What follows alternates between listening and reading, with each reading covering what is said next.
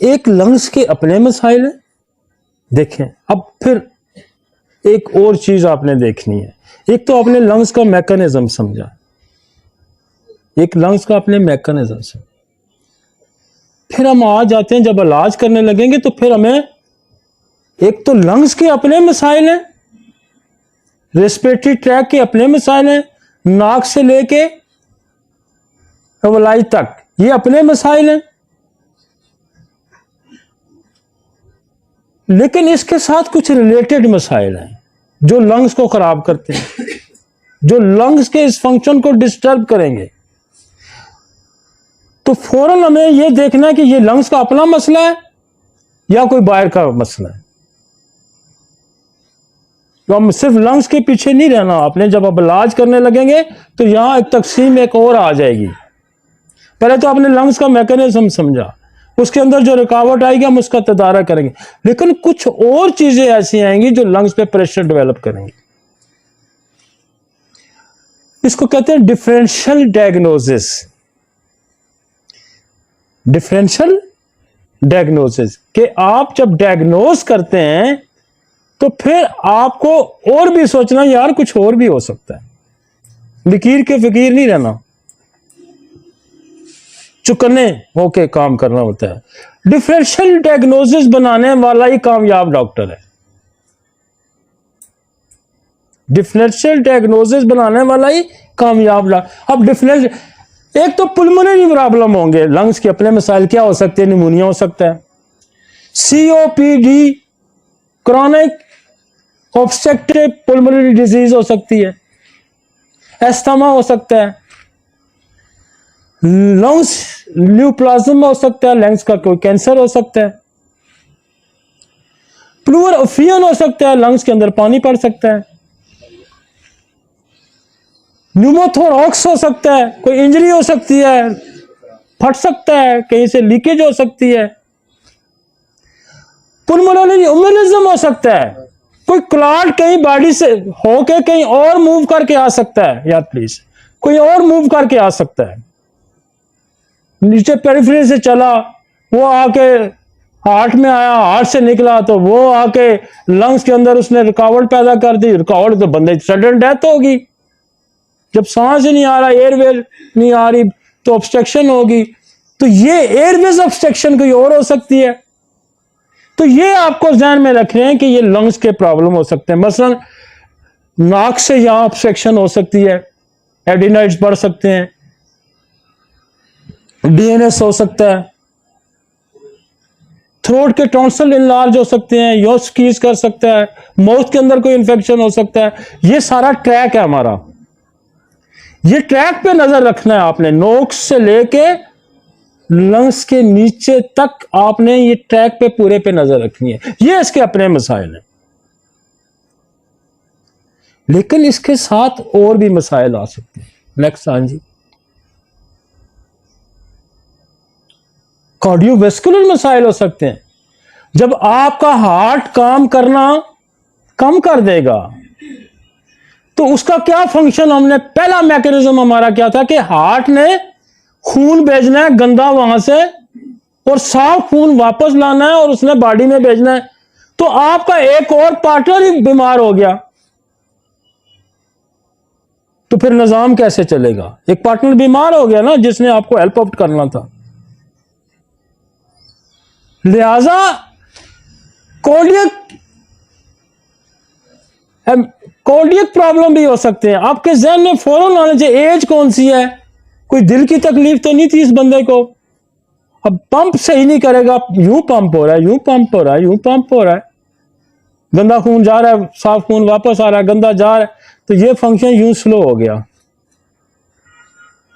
जो खून गया वहां पे वो सारा खून वापस ही नहीं आया, वो क्या हो गया, वहां जम हो रहा हो गया, वहां पे रह गया। तो क्या हो गया कि वहां जो कैपेसिटी थी उसकी बलून की, उस छोटे छोटे गुब्बारों की, उसके अंदर तो खून वहीं कुछ रह गया, वो तो निकला ही नहीं, तो वो ब्रीदिंग डिफिकल्ट। तो आपने ये भी देखना है उसमें कार्डियो वल्वुलर हार्ट डिजीज हो सकती है, कार्डियोमायोपैथी होती है, दिल फैल जाता है, वो हो सकती है। फैलेगा तो पंप सही नहीं करेगा, स्लो करेगा। अगर उसके अंदर वल्वुलर हार्ट डिजीज हो सकती है तो खून की मिकदार थोड़ी जाएगी। अब खून की मिकदार थोड़ी जाएगी तो तब भी वो प्रोसेस पूरा नहीं होगा जो वहां से होना चाहिए था। पूरी मिकदार में ब्लड सप्लाई बॉडी को नहीं जाएगी तो क्या होगा, ये भी एक मसला हो सकता है। पेरिकार्डियाटिस होती है, हार्ट की जो अपनी उसके अंदर इंफेक्शन हो सकता है और वो जो पंपिंग का निजाम है वो खराब हो जाएगा। कार्डियोजेनिक पुल्मोनरी एडीमा और सब इसकी वजह से फेफड़ों में जो है वो पानी पड़ जाएगा। मायोकार्डियल इंफार्क्ट हो जाएगा। अगर मायोकार्डियल इंफार्क्ट हो जाता है, दिल का अटैक हो जाता है, तो तब भी सप्लाई, दिल ने पंप ही छोड़ दिया। उसकी एफिकेसी अगर 55 से है 70 तक उसकी एजेक्शन फ्रैक्शन होनी चाहिए तो वो अब 20 पे आ जाएगी, वो 25 पे आ जाएगी, वो 15 पे आ जाती है, तो वो तो फंक्शन ही सारा डिस्टर्ब हो गया।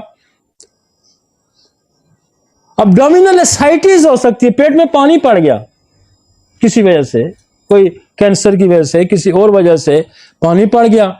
मसलन गुर्दे खराब हो गए, गुर्दे पानी बाहर ही नहीं फेंक रहे, उसकी वजह से अक्सर हमारे पास लोग आते हैं डिस्निया में कि जी ओ जी मेरा तो जी सर सांस मेरा खराब है।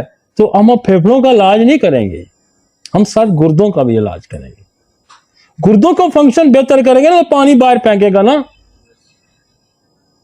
कि अब सांस ठीक करते रहेंगे, सांस ठीक करेंगे तो सांस ठीक नहीं होगा।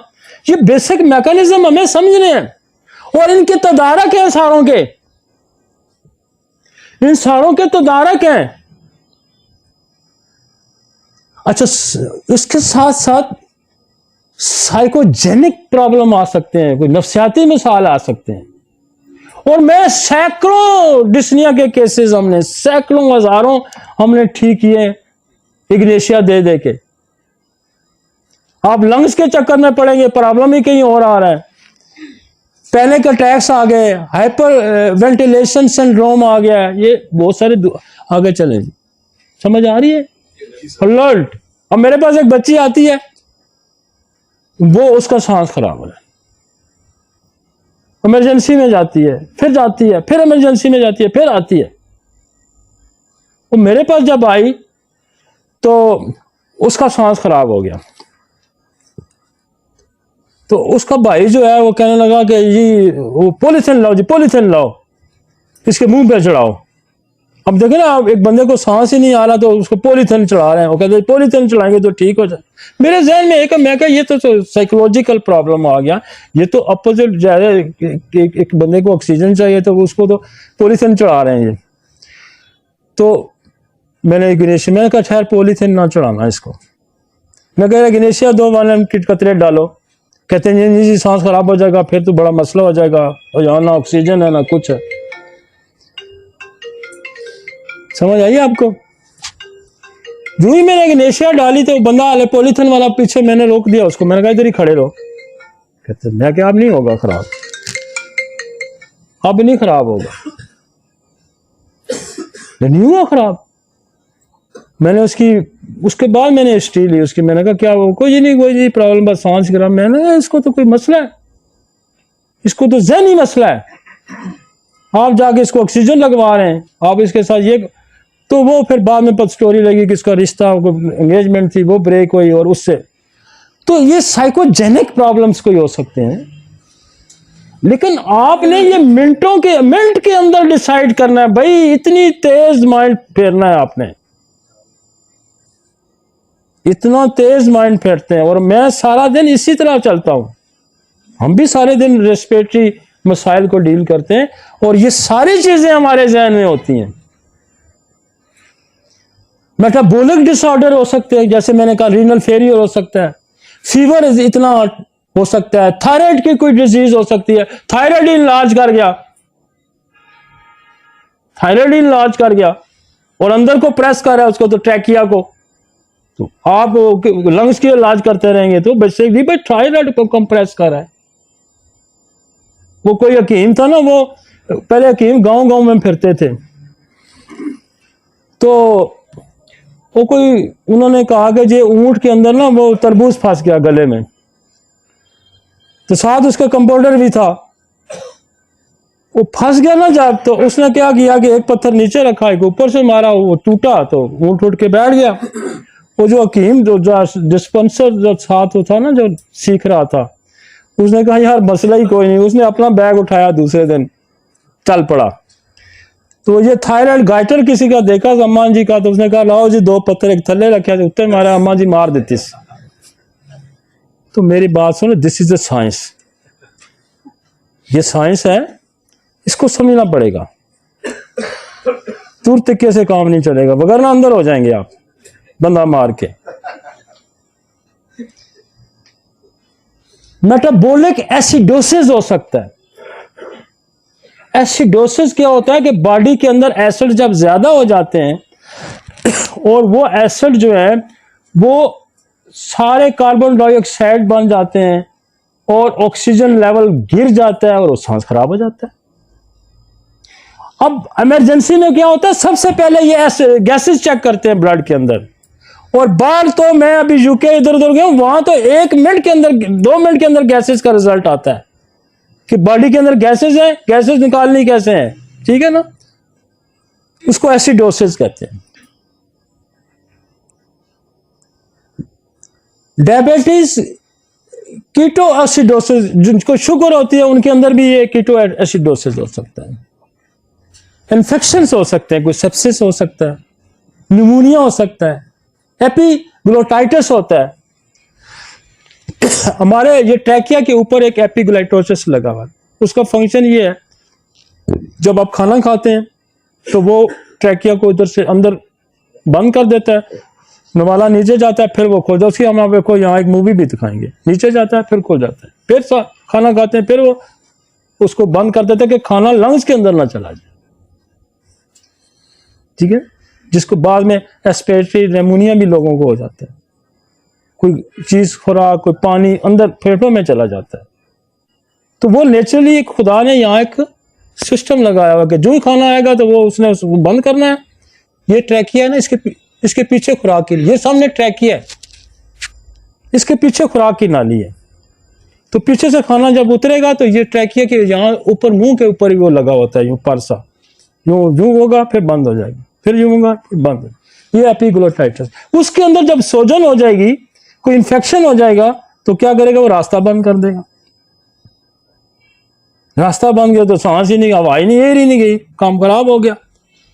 लाए जी, अब हम इनको डिटेल से पढ़ते हैं, साथ साथ दवाइयां भी डिस्कस करते हैं, ठीक है जी। कुछ समझ आ रही जी, हम दुरुस्त ट्रैक पे जा रहे हैं। हाँ जी, ये इसको कहते हैं एपिग्लोटिस। ये पीछे देखे ना, खुराक जा रही है, समझ आ गई है। इसको तो हम डिटेल आगे जाके देखेंगे। ये ट्रैकिया यहां इसके मुंह पे लगा हुआ है। ये जब जूही खुराक ऊपर से, देखो कितना सेकुलराइज किस्म का सिस्टम है, खुदकार निजाम। खुराक आई बंद, फिर उठ गया, फिर खुराक वाला, फिर बंद, फिर उठ गया।